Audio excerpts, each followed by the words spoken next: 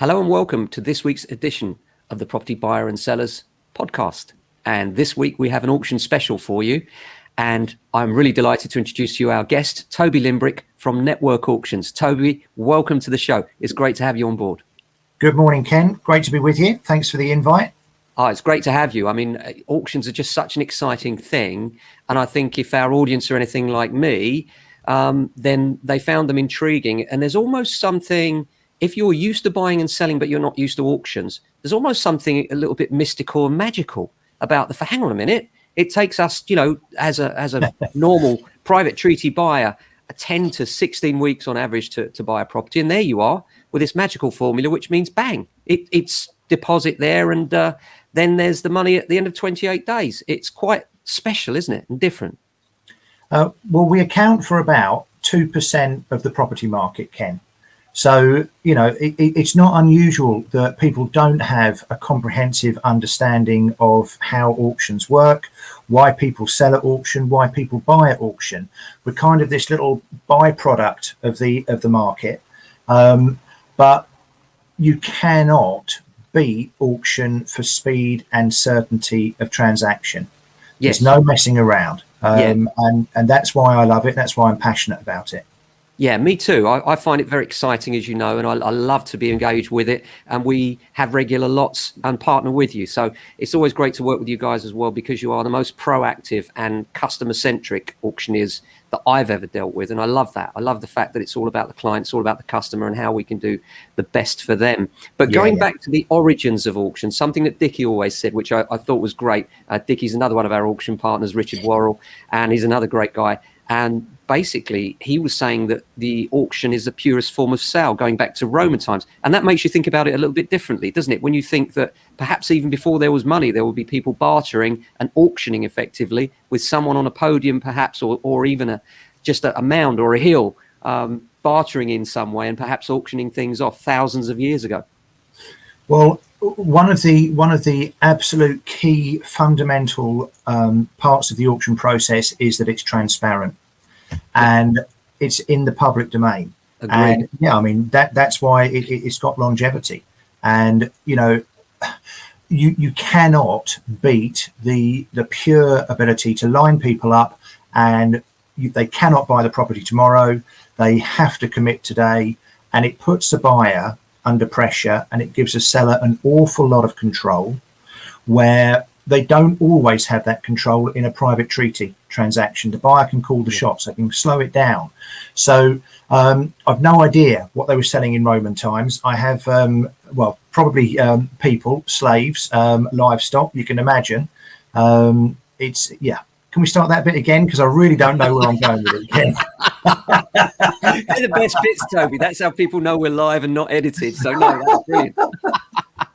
Now, can we just talk about the process? Because a lot of people will be thinking, well, how does that happen then? And certainly I was, how is it that we get question from, I want to auction my property, to live in the room, and the process behind getting to that point? So for me, I probably convert 1 in 4 people I speak to auction, and that's not because I'm a bad salesman, it's because auction doesn't suit their circumstances. So we can sell anything at auction, any property. We had an auction yesterday, and I sold a piece of land for £250, and we sold a property for £9 million. We sold properties that had structural defects. We sold properties that were ready to move into. It's not the property, it's always the circumstances of the seller that dictate auction. So when I speak to somebody who's contemplating auction for the first time, I want to understand what they've got to sell, but I want to understand what their needs are. Absolutely. What are they trying to achieve? And if their circumstances suit auction as a method of sale, then let's continue the conversation.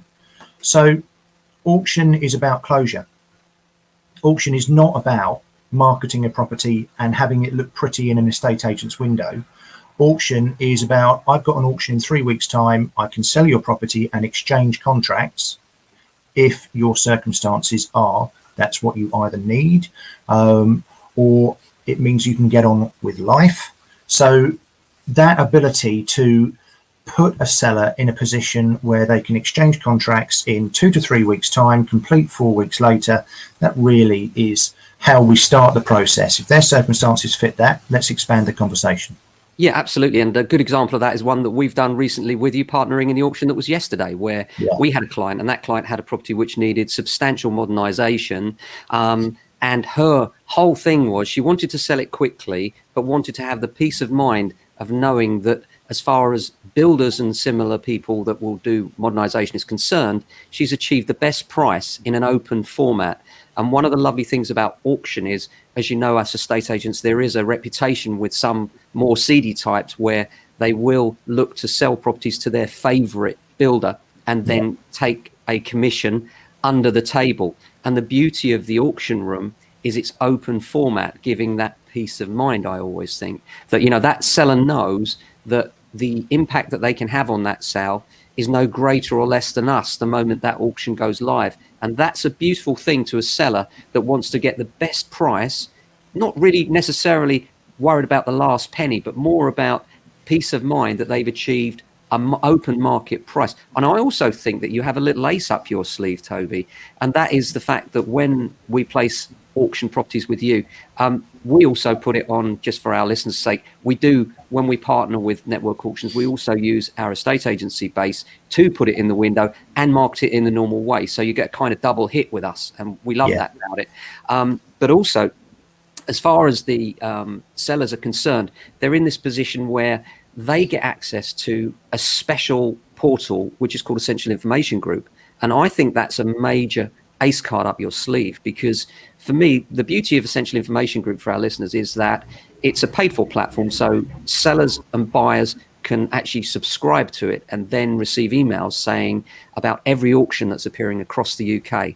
And the beauty in that is, I always akin it to the free paper that you get when you get on the tube of an evening versus the paper that you pay for that arrives on your mat on Sunday morning. Which do you read more thoroughly? Which catches your attention? So if you're a serious buyer of properties in the UK, I think you're looking at Essential Information Group and what auctions are going on. So you get this not just localized, but also national audience. And we certainly find that, don't we, Toby? People come from all over the UK and in fact all over the world to enter the auctions. And I find that also really a different angle, because of course on the market you can put it on, we can put it on Rightmove and all the other great portals and present it in a great way, but Essential Information Group is exclusive to auctions, and that's a very powerful platform in my view. What do you think? Yeah, I mean, you've touched on a couple of really important points there. I mean, look, we call it EIG. EIG really is the core of the auction market. The people who subscribe to that service are paying something in the region of £450, £500 a year, I think, to take that data. And the people who subscribe to that are the core. I think there's about 5,000 people on that database. David Sanderman would correct me, I'm sure, if I'm wrong.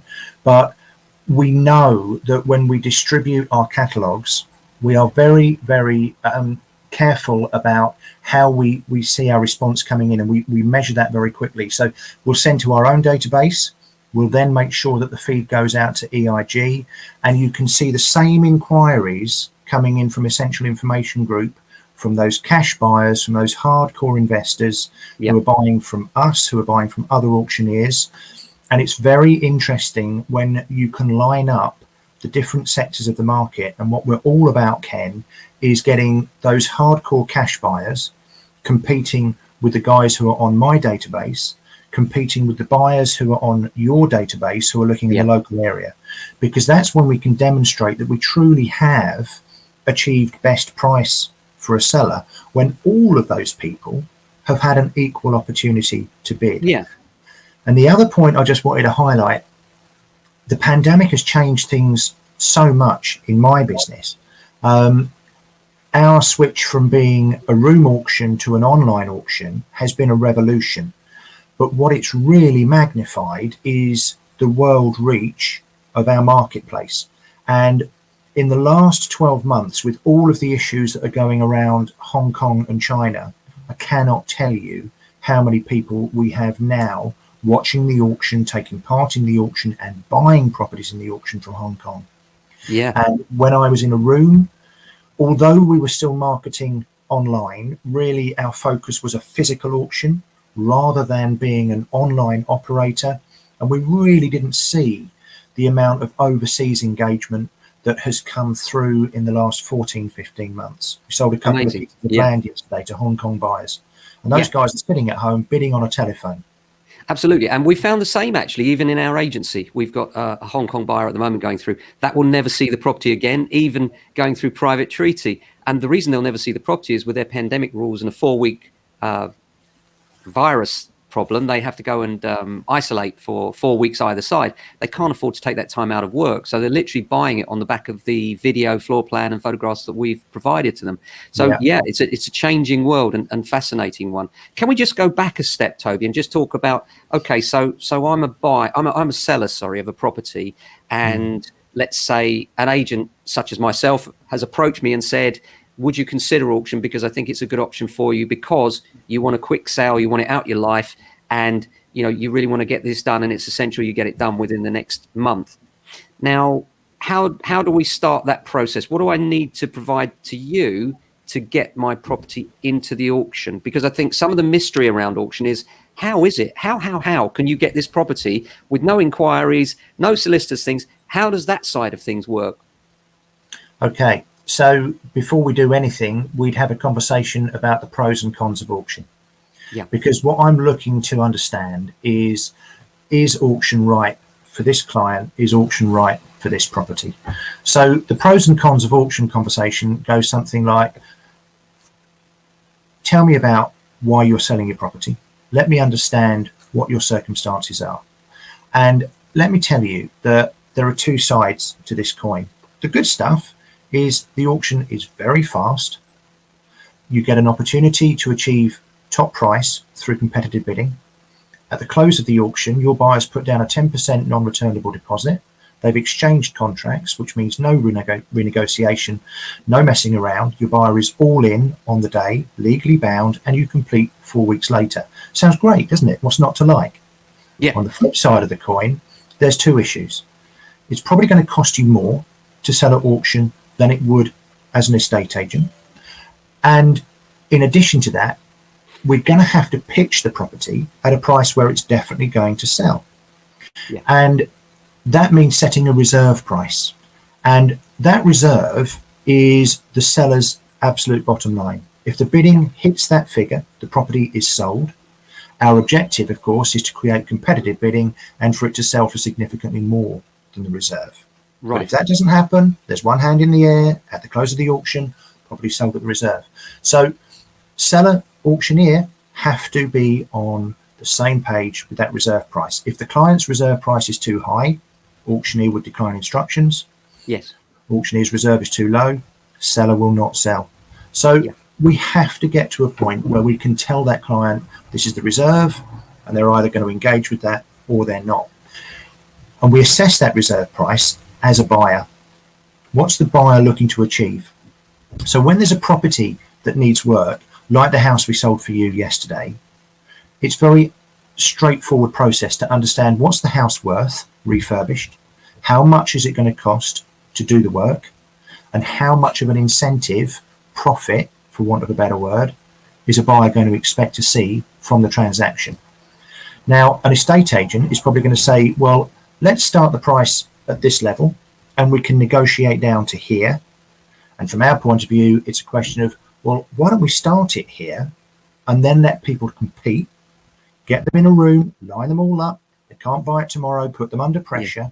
Toby, can I just pause you there just a second, because this is for the podcast. People won't be able to see your hand movement. So what Toby's saying there is that we're starting, when we're selling as an estate agent, we're looking to set the price higher in order to demand the best price for the client. And in auction, we're looking to start the price much lower to tempt the bids in. Absolutely.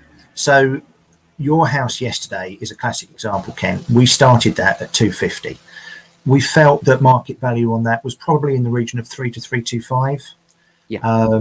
We started at 250, and of course that's a very attractive price.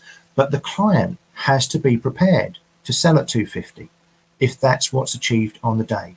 So yesterday, I forgive me, what did we sell for? Was it 3? So we were guiding. Yeah, we were guiding yesterday a house in Winterbourne Road in Thornton Heath, and that was guided at 250, reserved at 275, and interestingly sold at 315 500. So it was perfect, really. Our client was very happy with that. But I think what you say is really critical as well. And I absolutely 100% agree. I have the same conversation with people all the time. You'd have a lot more lots for me if auction was right for everybody. And setting that reserve price at a level which is competitive is not only critical, it's the difference between whether you and I consider that it's valuable for the auction, because we both want the same thing, don't we? We want those sales in a room. In actual fact, I would even argue that something not selling in a room is worse than anything, because if it doesn't sell in the room, it then has a reputation as the one that went to auction, and even the auction buyers didn't want it. And I think that's another reason why putting a low reserve is critical. And I was speaking to Dickie yesterday. Dickie's one of Toby's partners, for the listeners, and he was saying that you had a lot in where you'd recommended a lower reserve than the client had set, and it led to a situation where you would have sold it in the room if you'd have recommended it. He'd have followed the recommended reserve. He didn't. And now he's looking at lower bids because the people that were bidding in the room are saying, well, no, the auction's gone. I'm not bidding on the same basis now. I'm telling you, this is my offer, full stop. So you can end up losing money, ironically, by setting a higher reserve, can't you, Toby? Which is an interesting kind of reversal. Yes, exactly. And it's one of the issues that we discussed with the client at the start. You know, going back to that point about auction being closure, it really is, because you do not want to be in a situation where we've not got the job done, because buyers will look to exploit it post-auction. So it has to be right. It has to be about closure. And look, one of the things that attracted me, Ken, when I got into auctions was the ability to be completely black and white with your client about this is what you've got to do. And there's no sales pitch attached to this. This is about getting the job done. And if we work at that level, I can do that for you. I can create a market. But if you insist on the price being at that level, I just can't work with that. Yeah. When we're selling as estate agents, we can afford to be a little bit more open-minded, and we can test the market. You can't test the market at auction. You have to create the market, and you have to get the gavel down. So the pricing of the property is absolutely key. And while fees might be higher, it's never a decision based on fees. Nobody ever tells me I'm not going to sell my property because your fees are too high. It's always a question. Yeah, I would actually argue on that, Toby, that the fees are not vastly different. I mean, to give you an example, the house that we sold on Winterbourne Road, I think our seller ended up paying 1.5% plus a listing fee of £600 for the catalogue. Now, if we were selling that property on private treaty, our fee would be between 1.5 and 1.75%. Now, obviously, we've charged the buyer a fee as well, which is how the auction manages to make enough money to make it work. But in fact, there's not a vast difference. And I think this is like, a lot of people think it's going to cost me huge amounts more, and it actually doesn't, because if you've got a good quality agent, then they're going to command a good fee. And you should always go for a good quality agent, because otherwise you won't get a good price for your property. So it's not that far away. I do agree that on the other side of the coin, you know, you may not get the same price that you get on private treaty. But then the question is, do you want to wait 16 weeks for a maybe, or do you want the hammer down and the deal done now? And, one thing I love about auctions is that there's something about it. I see the sparkle in your eyes. We're talking about it, and I'm the same. That excitement when you're in the room, even if it's a virtual room, and when you're talking to a client closing a deal, there's something special about it, isn't there, Toby? Because it's just so big and so immediate that it's so different. And I love that about auctions. I find it a very exciting place to be. I used to love being in the room, actually, and I know it's not possible right now, but when we were in the room, in Mayfair, there was something about sitting in that room, and I came along with a camera there, and you could cut the tension with a knife, couldn't you, at times? It was fabulous. In fact, I remember the last auction, you couldn't get any more people in. The room was full up. Yeah, we actually had to ask people to leave if they weren't for the next 10 lots, so we could get the crowd in who were standing outside. But for me, coming into auctions from an estate agency context, I own my own estate agency. It's really all I've done from school. And I'd reached the stage where I was so frustrated with transactions not going through, because at the point of decision, a buyer changed their mind. And that having done all of the work, got the client all the way there, and then a buyer just turns around and says, you know what, I've had a sleep on it, and we're not going to do it. And the auction clarifies it. At the end of the auction, when we were in the room, to see a seller walk out, shake their hand, totally satisfied, relieved that the property's sold, and knowing that it's secure, it's a beautiful thing. Yeah, absolutely fantastic. That result, and it is the same online. I cannot tell you how passionate I am now about the online process. And we sat there yesterday, and with our online system, you can see who's bidding, obviously, but you can also see who's online. How many people? Yep. On a number of lots yesterday, there's a green light on when somebody's on the computer engaged with the lot. They're taking part in the auction. We had 25, 30 people with green lights on for a specific property. And you can just see the pent-up demand. And as that clock ticks down towards close, then the bids come through. And we had situations yesterday. We had a piece of land in Catford, and this was a land without planning permission in a residential area. We had some green open space that the local authority had adopted, but we were selling the freehold title. Very speculative potential for planning, speculative opportunity. No absolute given you're going to get planning here. We valued that land at potentially selling 20 to 30,000. Our client put it in with the reserve at 5. We sold it, Ken, for £230,000. Had we agreed that sale in a private treaty context, we would now be thinking, there's no way that's going to go through. They're going to have buyer's remorse. They're going to change their mind. But in the auction yesterday, the buyer was pushed and pushed and pushed and pushed, higher, higher, higher, higher. And at the close of the auction, they've exchanged contracts, 10% non-returnable deposit, end of. Yeah. Seller, from the seller's point of view, what a result. Oh, it's fantastic. Now, one of the things that I love about the auction platform as well is, for our listeners, is how the process will extend itself when there's a bid during the closing minutes of the auction. Can you clarify how that works, Toby? Yeah, so we basically run an eBay-style auction with one difference. Unlike eBay, a buyer cannot snipe. They can't jump in with a couple of seconds to go and be sitting on it as the clock closes. So very, very clever bit of design. And as the clock runs down, if there's a bid in the last 30 seconds, the rundown clock extends by 30 seconds. So that winning bid has to stand uncontested for 30 seconds before the lot closes. So our catalogue now runs sequentially, just as it would in the auction room. Starts at lot 1, finished at lot 63 yesterday, and they're all scheduled to close at 2-minute intervals, one after the other. But of course, if lot 1 suddenly has bidding around its close, that might extend, and everything extends down through the catalogue. But those 63 lots that we sold yesterday took about 2 hours, 2.25 hours to sell.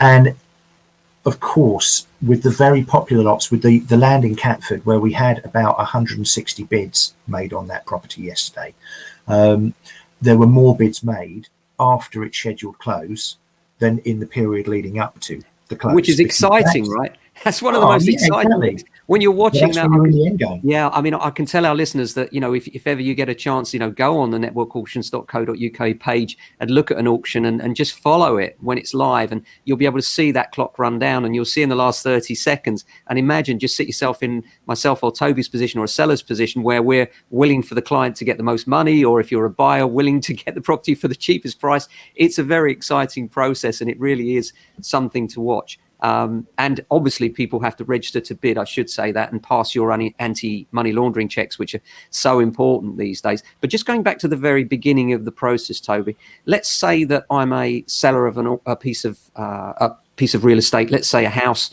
and I've decided that auction is right for me. Obviously, you're going to have to do the anti-money laundering process with me, make sure I am who I say I am, and that I'm not an international drug dealer. And then once you've done that and you're satisfied of that, then from there, I'm going to need to provide you with some information, aren't I? What will I need to give you in order that my property can sell at auction? Fine.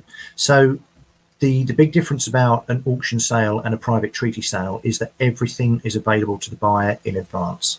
We expect that buyer to exchange contracts at the close of the auction. And when you buy a property with an estate agent, you tend to do things in reverse to us. You'll go and view the property, you'll make an offer, the house is taken off the market, then you'll instruct a solicitor, then you'll get your finance in order. And that process is what slows things down. And that's why it takes 2, 3, 4 months to get from A to B. So our seller at auction has to be prepared to instruct their solicitor to prepare what we call a legal pack, which is all of the conveyancing information in advance, so a buyer can do their due diligence. So when they come to auction, they're ready to exchange contracts. Now, that legal pack isn't some mystical thing. It's relatively straightforward information. It's the title, register, the office copy entries that the land registry have online. It takes 2 minutes to download it for your solicitor. You need an energy performance certificate, just as you would if you sold on the open market. Your seller's information forms, ideally searches. We don't always get searches in time because local authority providers are very, very slow, particularly at the moment. Yes. But all of the information that a buyer needs to form an opinion as to, is this property good security? Am I going to be able to sell it on, or is there a problem? Yeah. So it's the property being available, accurately described, fairly described, Yes. in simple terms, and all of the legal information. So we do need a seller who is prepared to engage with their solicitor, instruct their solicitor, and get on with it. We will make sure that the solicitor knows what's needed and when we need it. We'll take care of that part of the process, and that information is then available to buyers. And it's one way, Ken, that we can gauge how much serious interest we've got in the property. Isn't it just? Yeah. Yeah. I mean, that's one of the things that we always do, isn't it, Toby? Every week when we've got a lot in the auction, what we'll be doing is we'll be looking at how many people have downloaded that pack, and we can see who's downloaded it and how many times they've downloaded it. Is also how many times they've looked at it is also something that's a tell, isn't it? And we know that if an auction lot is not getting enough engagement in terms of those legal packs, then we've probably got a problem, don't we? Yeah, exactly. So we gauge our response obviously on the ground with viewings, with inquiries, with phone calls. Then it's who's downloading legal packs, and then ultimately who's registered to take part in the auction. And if we are down on those numbers, it does give us an ability to engage with our client and say, look, this is the situation, these are the facts, we've got time to do something about it. If we perhaps look at making the price a little bit more attractive, is that going to make a difference and drive more interest through? Because we want to get to the auction and get closure. Now, one of the great advantages as well with running online auctions is that we now know exactly what's going to happen on the day. When we were in the room, there was always an element of chance that somebody would just arrive in the auction and bid, and they'd come completely under the radar and hadn't engaged with us beforehand, and there they were in the room and they're bidding gaily along. Happy days. And you'd also have an opportunity sometimes for somebody who came for lot 1 and was outbid, suddenly decides they'll have a go at lot 2 because they don't want to go home empty-handed. Well, with an online auction, we don't have any of that left to chance, because a buyer has to register in order to bid. We don't let any Tom, Dick or Harry just take part in the auction. In order to bid, 3-step process. We want to know who they are. We want to see their ID so we can run an ID check on them. And we also need them to register a credit card. And it's that third part of the process where we're taking a £5,000 reservation deposit in advance of the auction. We've got somebody who's got money in the game at the start. That's what separates those who are serious from those who are not. And it cuts out all of the time wasters. And it means that you are engaged with an audience of completely committed, serious buyers who are prepared to exchange contracts, put money down at the start of the transaction. When you've got a lot of those people competing, from a seller's point of view, that's just where you want to be.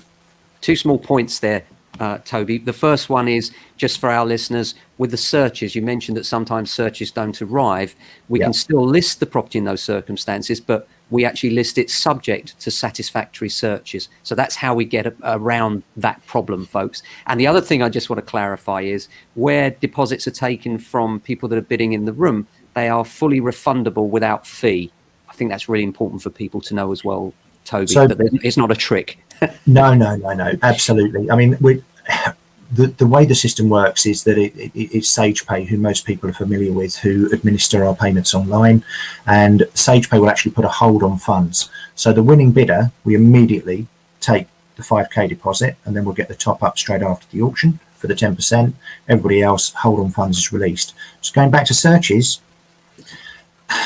I don't like anything being conditional with auction. So Mm. about half of the properties that we sell don't have a search. And you know what? It doesn't really make a blind bit of difference, because most of our buyers are in a fortunate position where they've got cash to invest. Those who are buying with a mortgage will normally be in a position where the mortgage is plan A, but they've also come to the auction with a plan B. And plan B is, if I don't get the mortgage, is it bank of mum and dad? Is it beg, steal, borrow that money in order to complete bridging loan? So the lack of a search is not a barrier to a sale. Yeah, absolutely. However, best advice is the more information you can give to a buyer, the better their due diligence, the more likely they are to engage in the process and bid. And that's what we're looking to do. We are trying to create a situation where as many people as possible take part in that auction and bid for the property. Yeah, I should also clarify that obviously we have what we call days where we'll be showing the property, where people are scheduled, and with us we do it timed, especially because of the coronavirus. The pandemic has been a game changer for us. We used to let everybody into an auction property at the same time. We don't do that anymore. We schedule 15-minute intervals personally, but that's just something for our agency. Other agencies, no doubt, and other auction houses might have different views on that. But also, I want to talk about something else, Toby, because this is a bit of a dark art and something that people don't know about, that you and I have spoken about before. And it was certainly a big eye-opener for me, and I'm sure many of our listeners will never have heard of it. Can we talk about underwriting? Yeah, and there's nothing murky about it. And an underwrite is a device which gives a seller security and the option still to achieve slightly more money in the auction. So underwriters and sellers, it's something that's purely found in auction. I can't imagine any other context where it would work. Yes. How can I simplify it? An underwrite is that a buyer says, seller, I would like to buy your property. Why don't I underwrite it and give you a guaranteed price for it now? It goes to the auction, and if it sells for more than that price I'm giving you, we'll share the uplift. Why would a seller consider doing that? Well, because some people value certainty over top price. Yeah. It's not right for every seller. So we will agree an underwrite where the circumstances of our client dictate the underwrite is exactly the right situation to suit them. I had a property in Gillingham where we had just this arrangement yesterday. Now, that property is in the market to be sold at 130,000. That's where the reserve is. We had an offer prior to auction to underwrite that house at 160. Now, that's a strong offer. There's no certainty that we're going to get from a reserve price at 130 to 160 in the room. And we had an offer quite early on in the process from a buyer. We spoke to the seller and we explained how it works. In principle, you've got absolute security. The buyer is going to exchange contracts on auction terms with a 10% deposit. If the property doesn't make 160 in the auction, they're buying the house for 160. You've got that locked in. Yeah. If it sells for more on the day, you split the uplift from 160 to the sale price with the underwriter 50-50. So the underwriter is gambling that that property is going to sell for more, and they might make a quick profit on the day, but of course they might not. They might get left holding the baby. So from the buyer's point of view, they've got to be 100% happy with the price they're paying and the fact that they could be buying the property. And from the seller's point of view, they value the certainty of sale over possibly getting a little bit more on the day. Yeah, I think that's fascinating, Toby, because you're in a situation there where, and this is something that, you guys drew to my attention early on in the process when I started working with you, because you can effectively have a situation where you have a seller in a room and then you have a third party in a room with an underwrite and a buyer, and all three can be delighted. And that's a really strange thing, isn't it? And people are probably looking at the guy that's smiling in the corner and have no idea, of course, because it's not disclosed, that he's the underwriter and therefore maybe making a substantial amount of money for actually doing nothing, and could be quite delighted. But he needs to know that he's also safe in the knowledge that the underwrite price he's likely to get. But of course, the seller also, it's that point, isn't it? And we had an underwrite offer on Winterbourne Road as well at 295. And we took the view that that wasn't enough to tempt our client out. And obviously you can imagine we were quite nervous when it was hovering at around the 290, thinking, whoa, should we have taken that underwrite? And in fact, it went above. But it is an interesting process, and it's one that I think people aren't aware of. So fascinating. So the house yesterday actually sold for 167. Now, you could look at that as my seller lost out on £3,500, but actually, when we spoke to the seller straight away, they were so delighted to know they'd got 160. They were completely committed to it. I really hadn't finished explaining it, and we'd already got a yes. That's fantastic. Please, thank you, because I need to know that it's gone. So yesterday there was another delighted conversation about, I can't believe it, I've actually done better, I didn't expect to, it's wonderful, I think it's the best thing since sliced bread. Yeah, it's always in the seller's interest. We are only interested in, is this right for our client? Our client is the seller. We're acting for the seller, and it's their interests that are key to that decision making process. We always get offers to underwrite what we consider to be the best lots in the auction at some crazy prices, and it's a very easy conversation to have with the seller. You should not be doing this, we know it's going to make more than that, don't even consider it. In some circumstances it's a very, very useful tool, and it's something that's in the kit box. And you know, a lot of people think that it is a bit shady. It's not. It's absolutely fine if it works for the seller. Absolutely. It's that peace of mind, isn't it? It's that, you know, I've got this reserve price on my property. I know that that underwrite is above it, and there is no guarantee that when you go to the floor, that underwriter will be bidding to that level. They'll be bidding to the minimum level that is necessary to secure that property. And that could be significantly under the underwrite price that they've offered, couldn't it? And so it's a really tricky thing, and you need specialist advice. And this is where the handhold of a professional auctioneer and agent really makes a difference, I think, to, you know, because there are various, as you know, Toby, digital platforms and various auctioneers that are almost automated, that don't give the same level of personal care that I think comes from going with the process that we use with network auctions and an independent agent locally. And I think that is a game changer for the seller, because it does make sure that they've got opinions of the auctioneer, the local agent, as to what they should be doing and whether that underwrite should be considered or should be left alone. Yeah, absolutely. So, you know, it's not a common technique, but it's something that can be very useful in the right circumstances for the right client at the right price. Yeah. So finally, Toby, we've got the June deadline approaching, as I'm sure you're very, very well aware, acutely aware. I think that we're going to see some properties fall through. And the reason I think that's going to happen is I think you're going to have some buyers and some sellers saying, you didn't perform, buyer or seller. We were meant to do this by the end of June. And whoever is considered to blame will be the one that will withdraw on the other party. And that will leave the sellers, in some cases, with properties that they still want to secure, and problems going forward, knowing that if they went to buy that property today, it would probably be more money. And I suspect there'll be an auction opportunity there. Yeah, very interesting. I mean, you know, Rishi, I wasn't happy about the stamp duty deadline. I don't like cliff edge situations. When I got into property in the late 80s, I know I don't look old enough, there was something called double Myrus, and I remember this was an incentive that, I think it was 1988. Buyers had to exchange contracts by the 1st of October. So the market was heated, spurred on by this huge deadline, and everybody tried to get in for that deadline. And then after that, there was a very quiet market. I don't think we're going to have a quiet market going forward, but when he stood up and made his announcement about a stamp duty break, I just don't think the market needed that stimulus. But inevitably, Ken, we've got a situation where transactions aren't going to make it, and the auction may be an opportunity for those sellers to actually realize the transaction and get things back on track, because it will give their sale security.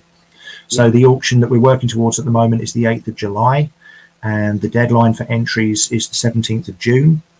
So we're on this perpetual treadmill's the wrong word, but we're in a machine where we work towards one auction. We close that auction. We closed that auction yesterday, and we now need stock for the next auction in July. And we go from the selling phase into the recruitment phase, where we're looking for instructions. So if any of your sellers and people that you're engaged with, your audience, want to find out more, they know where to go, because you're the expert in your area. Absolutely, and we'd love to handhold you through it, guys. So if you're considering it, do get in touch. You can either direct message us, or if you're watching on YouTube or Facebook, or if you're on the podcast, then email me at ken@jamesalexander.com. That's Ken, K-E-N, Kilo Echo November, at JAMESALEXANDER.com, and we can put you in the right direction, hold your hand through the whole process. And it's a very exciting process. It can be very enjoyable. People think about it as frightening and scary, and there is an element of that, but also that excitement is hard to match in other forms of sale, in my view. And I think your enthusiasm for that has brought that across very well, Toby. So thank you so much for coming on the show today. And I think it's been a journey, and as always, we look forward to the next auction with you. And thanks for your support on the podcast today. Absolute pleasure. Thanks for having me, and look forward to working with you going forward. Yeah, and thanks for listening, folks. I hope you've enjoyed this week's edition. We'll be back next week with another edition. Until then, stay safe, look after your family and friends. We'll speak to you